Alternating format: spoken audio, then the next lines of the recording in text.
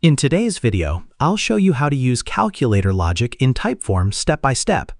If you want your form to automatically calculate scores, totals, prices, or points based on user answers, calculator logic is one of the most powerful features you can use.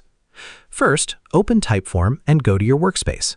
Then create a new form or open an existing form where you want to add calculations. Start by building your questions normally. For example, you can add multiple choice questions, opinion scales, or yes or no questions, depending on the type of calculation you want to create. Now here's where calculator logic comes in.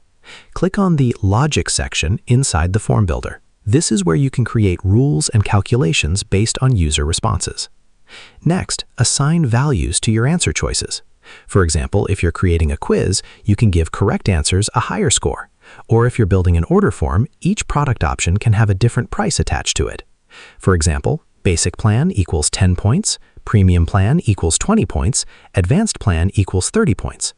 When users select an option, Typeform automatically adds the value to the running total behind the scenes. You can then use that calculated result in different ways.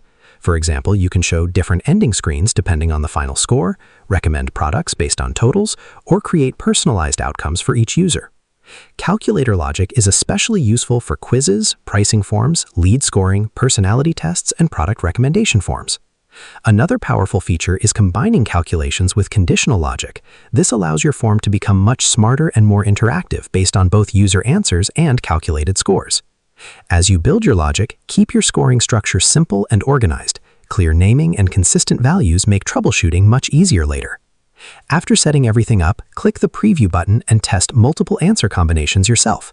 This helps confirm the calculations are working correctly and users are reaching the correct outcomes. If your totals or logic paths don't work properly, go back into the logic settings and review the assigned values carefully. Once everything looks correct, publish your form and start collecting responses. Your Typeform will now automatically calculate results based on user input in real time.